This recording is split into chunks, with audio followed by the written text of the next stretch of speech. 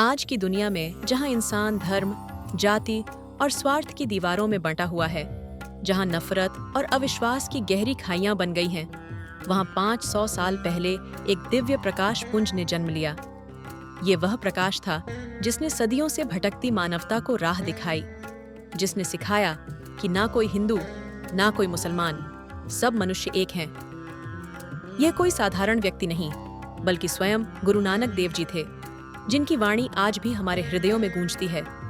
उनका जीवन, उनका संदेश केवल एक धर्म का उपदेश नहीं, बल्कि संपूर्ण मानवता के लिए प्रेम, समानता और निस्वार्थ सेवा का शाश्वत मार्ग है। आइए उनके जीवन के उन अनमोल पलों को जानें जो हमें आज भी प्रेरित करते हैं। सन 1469 में तलवंडी, जो अब ननकाना साहिब पाकिस्तान में है, के एक साधारण घर में मेहता कल्याण चंद, कलू और माता तृप्ता जी के यहाँ बालक नानक का जन्म हुआ। ये एक ऐसा समय था जब समाज रूढ़ियों, अंधविश्वासों और धार्मिक कट्टरता में जकड़ा हुआ था। लेकिन नानक बचपन से ही असाधारण थे। जहाँ अन्य बच्चे खेल कूद में व्यस्त रहते, वहीं बालक नानक घंटों ध्यान में लीन रहते। उनकी आंखों में एक अनोखी चमक थी और उनके चेहरे पर एक अलौकिक शांति।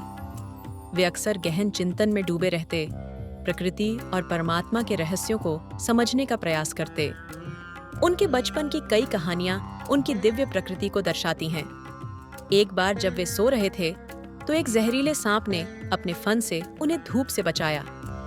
ये घटना उनके पिता और गांव वालों के लिए एक संकेत थी कि यह बालक कोई साधारण आत्मा नहीं है। नानक का मन सांसारिक मोह माया से कोसों दूर था। वे लोगों के झगड़ों और भेदभाव को देखकर मुस्कुराते हुए कहते, सब में जोत है, जोत एक है। उनका यह सरल वाक्य ही उनके आने वाले संदेश का आधार था। सभी आत्माओं में एक ही परमात्मा का प्रकाश है। गुरु नानक देव जी के जीवन का एक महत्वपूर्ण मोड़ सच्चा सौदा की घटना थी। उनके पिता, जो उन्हें सांसारिक कार्यों में लगाना चाहते थे, ने एक बार उन्हें व्यापार के लिए कुछ पैसे दिए और कहा, जा बेटा, सच्चा सौदा कर। नानक उन पैसों को लेकर निकले, लेकिन रास्ते में उन्होंने कुछ भूखे और बीमार साधुओं को देखा। उनका हृदय करुणा से भर उठा। उन्होंने बिना किसी संकोच के वह सारा धन उन साधुओं को भोजन कराने में लगा दिया। उनके लिए यही सबसे बड़ा और सच्चा सौदा था, भूखों को भोजन कराना, जरूरतमंदों की सेवा करना।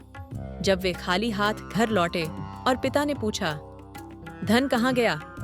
उन्होंने शांत भाव से उत्तर दिया, पिताजी, मैंने ऐसा सौदा किया है जो कभी घाटे में नहीं जाएगा।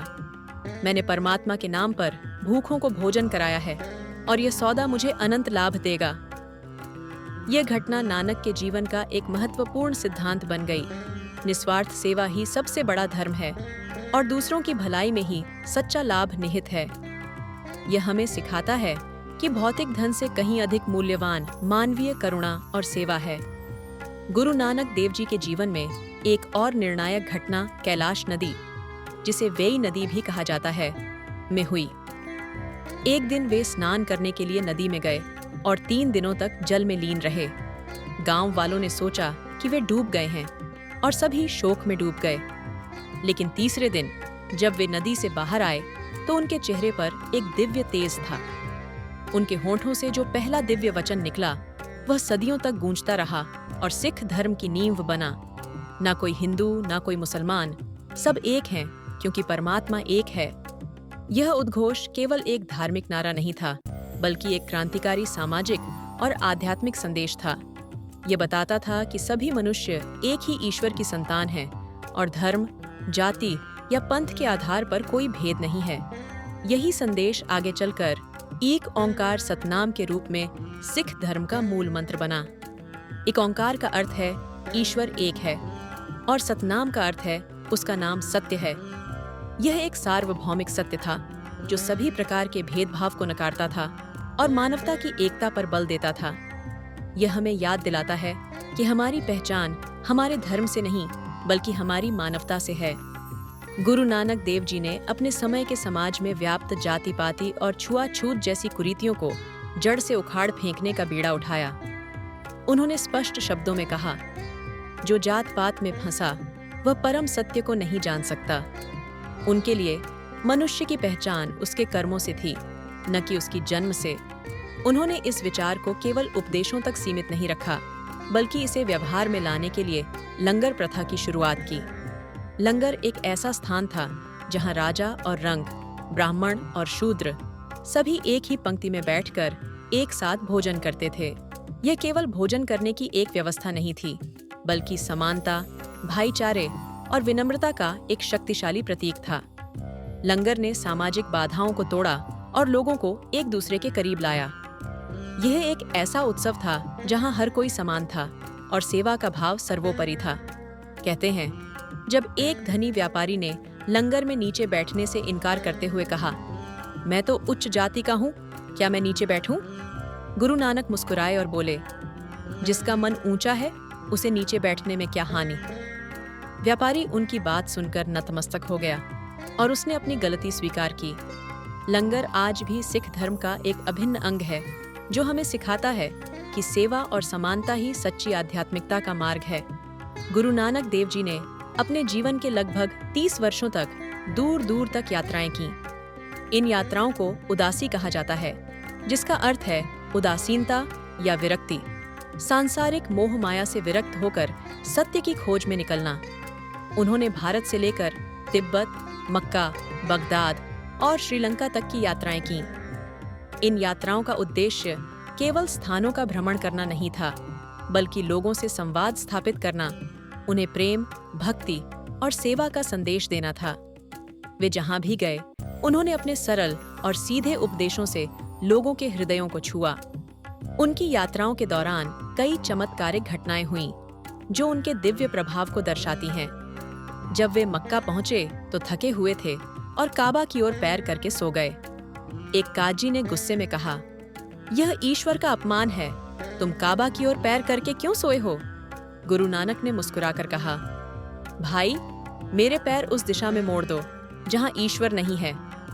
काजी ने जब उनके पैर घुमाए तो देखा काबा स्वयं घूम गया। सब चकित रह गए। नानक बोले, परमात्मा हर दिशा में है। यह घटना हमें सिखाती है कि ईश्वर किसी एक स्थान या दिशा तक सीमित नहीं है, बल्कि वह कण कण में व्याप्त है। उनकी उदासियां हमें यह भी सिखाती हैं कि सत्य की खोज में हमें अपने आराम क्षेत्र से बाहर निकलना पड़ता है और हर व्यक्ति में ईश्वर को देखना पड़ता है। गुरु नानक देव जी ने मनुष्य के जीवन को संतुलित, शांत और पवित्र बनाने के लिए 3 मूल स्तंभ बताए। ये सिद्धांत केवल सिख धर्म के अनुयायियों के लिए ही नहीं, बल्कि संपूर्ण मानवता के लिए एक मार्गदर्शक हैं। नाम जपना। नाम जपना, इसका अर्थ है हर सांस में प्रभु का नाम लेना, ईश्वर का स्मरण करना। ये केवल रटना नहीं, बल्कि अपने मन को ईश्वर से जोड़ना है, उसकी उपस्थिति को हर पल महसूस करना है। नाम जपना हमें आंतरिक शांति देता है, मन को शुद्ध करता है और हमें अहंकार से मुक्त करता है। यह हमें सिखाता है कि आध्यात्मिकता केवल मंदिरों या मस्जिदों तक सीमित नहीं है, बल्कि यह हमारे हर कर्म और विचार में होनी चाहिए। कीरत करनी, किरत करनी, इसका अर्थ है ईमानदारी से कर्म करना, मेहनत से अपनी आजीविका कमाना। गुरु नानक देव जी ने आलस्य और भीख मांगने का विरोध किया। उन्होंने सिखाया कि हर व्यक्ति को अपनी मेहनत से कमाना चाहिए और अपने परिवार का पालन पोषण करना चाहिए।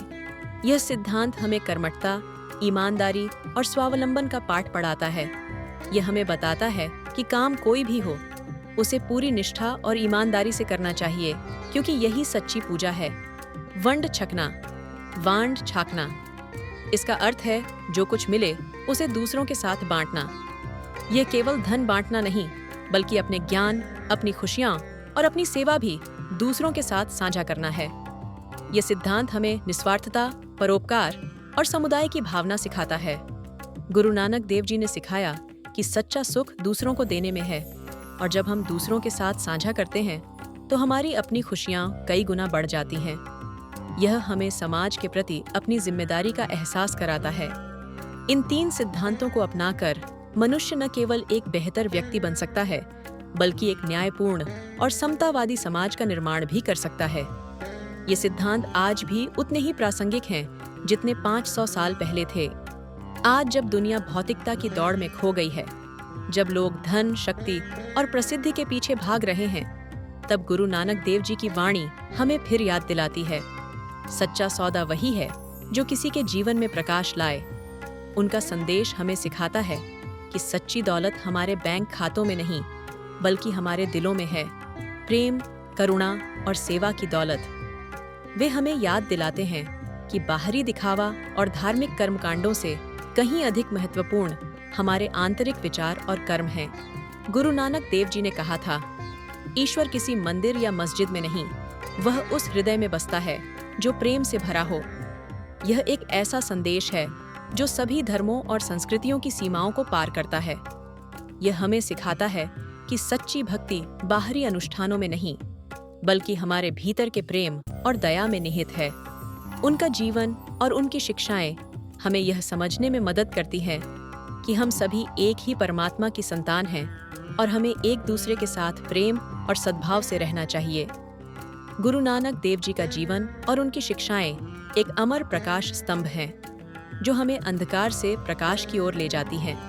उन्होंने हमें सिखाया कि सच्ची आध्यात्मिकता केवल पूजा पाठ में नहीं, बल्कि ईमानदारी से कर्म करने, दूसरों की सेवा करने और सभी के साथ समानता का व्यवहार करने में है।